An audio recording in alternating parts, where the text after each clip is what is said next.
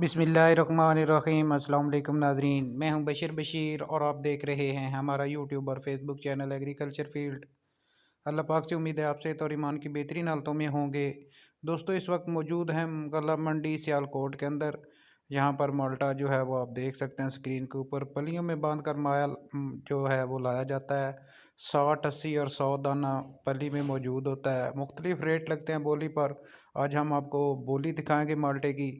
Video की तरफ बढ़ने से पहले एक छोटी सी गुजारिश, चैनल को फ़ौरन सब्सक्राइब कर लें और साथ ही बेल के बटन को दबा लें ताकि इस तरह की वीडियो जो हैं वो आपको बर वक्त मिल सके।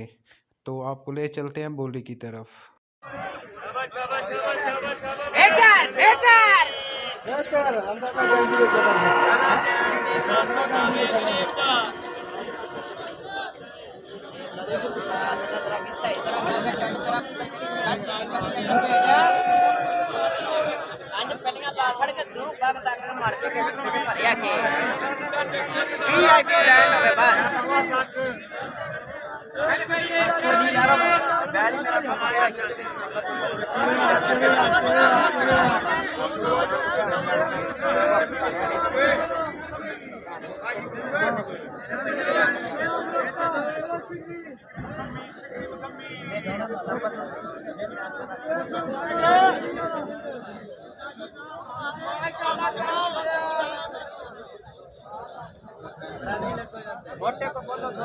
सिगरेट भी लिया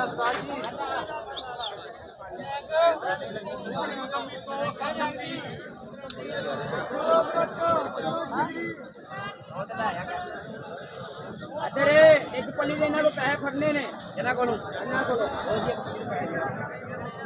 तो चौके शांति से रखनी मैं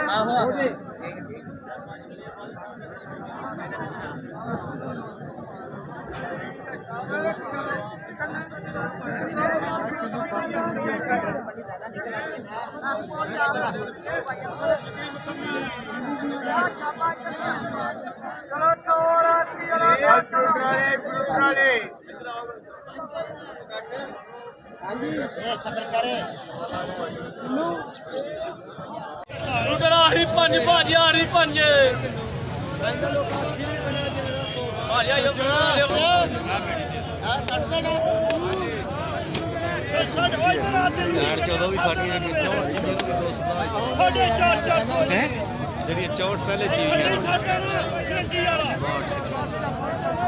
पौने 500 जी, पौने 500 आमड़िया, पौने 500 पौने